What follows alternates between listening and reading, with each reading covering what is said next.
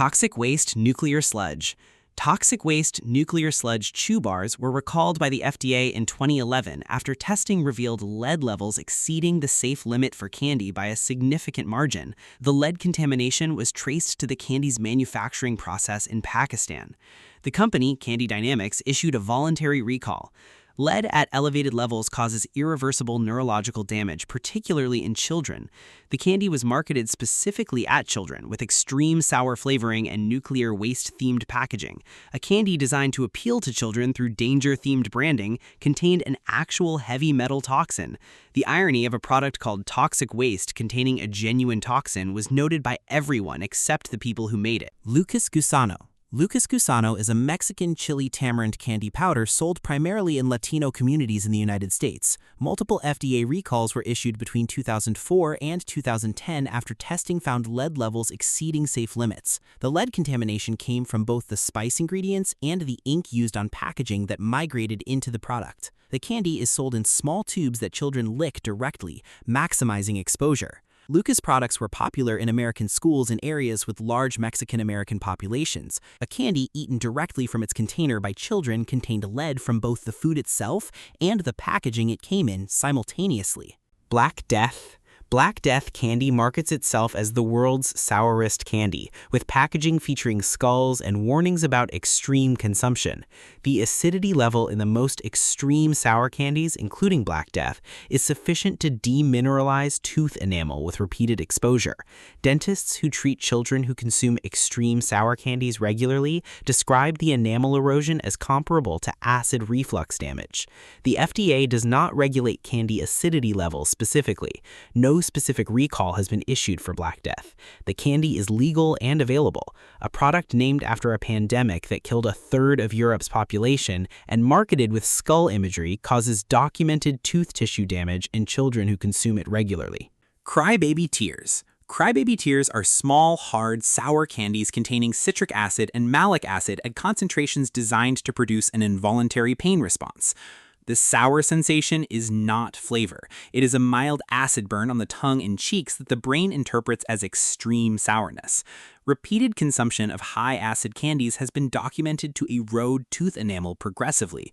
Orthodontists and pediatric dentists consistently identify sour candy as one of the primary dietary causes of enamel erosion in children.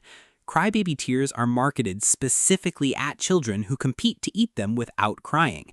A candy that causes a pain response severe enough to produce tears in children is marketed as a competition challenge for those same children. Kinder Surprise. Kinder Surprise has been banned in the United States since 1938 under a law prohibiting non-nutritive objects embedded in confectionery. The FDA has seized millions of Kinder eggs at the border. Customs agents specifically look for them. American travelers returning from Europe have had them confiscated at customs. The fine for importing them is up to $2,500 per egg. Ferrero has tried multiple times to enter the American market with modified versions.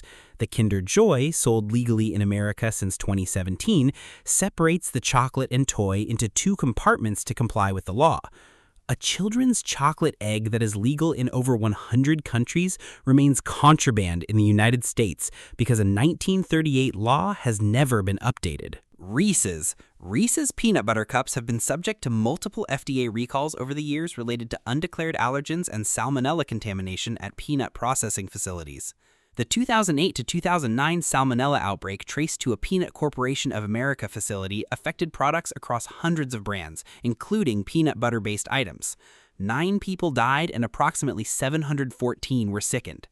The facility's owner was sentenced to 28 years in federal prison, one of the longest sentences ever handed down for food safety crimes. A peanut butter cup beloved by American children was implicated in a contamination scandal that resulted in one of the most significant criminal food safety prosecutions in American history. Pop Rocks. Pop Rocks generated one of the most persistent and completely false urban legends in American food history.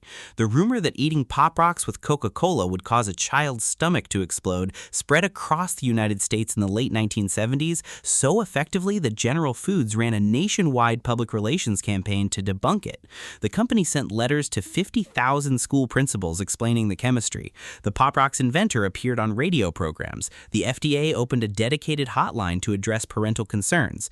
None of it fully worked. The rumor persists today despite being chemically impossible. Pop Rocks contain less gas than half a can of soda. A candy that produces a mild tingling sensation generated a national safety panic based on physics that do not apply to human digestion. Jawbreakers. Jawbreakers are spherical hard candies designed to be too large to bite and intended to be dissolved slowly over extended periods.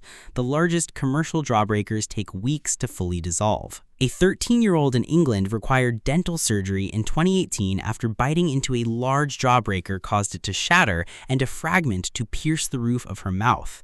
Consumer Reports have documented multiple incidents of tooth fractures from jawbreaker biting. The FDA has not banned jawbreakers. A candy specifically engineered to be impossible to bite safely is sold without warning labels to children who consistently attempt to bite it anyway because that is how children eat hard candy.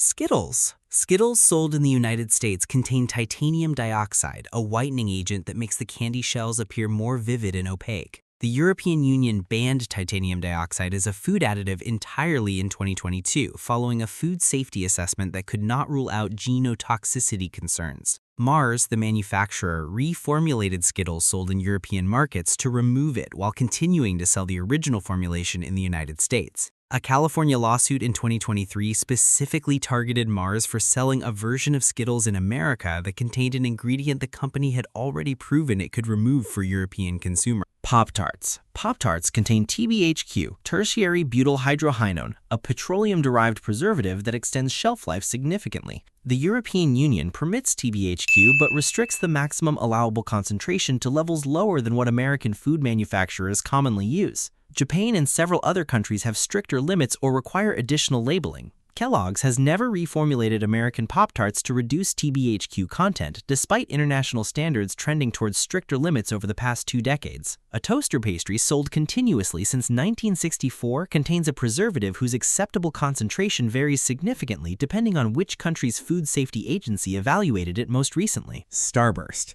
Starburst, sold in the United States, contains red 40 and yellow 5, synthetic dyes that require mandatory warning labels in the European Union, stating the coloring may have an adverse effect on activity and attention in children. Mars reformulates Starburst for European markets using natural colorants to avoid the warning requirement.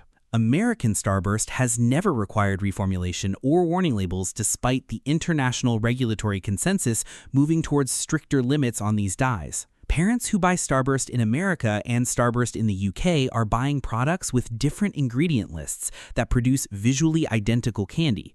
The wrapper looks the same. The contents do not match. M&M's. M&M's in the United States use red 40, yellow 5, and yellow 6 synthetic dyes that require mandatory warning labels in the European Union. Mars reformulates M&M's sold in the UK and EU using natural colorants extracted from sources like carmine, spirulina, and turmeric to avoid the warning requirement and consumer hesitancy around synthetic dyes. The American version has never required reformulation because no equivalent labeling law exists. The candy looks identical on the shelf in both countries. The ingredient panel tells a completely different story depending on which government regulated the product before it reached the shelf.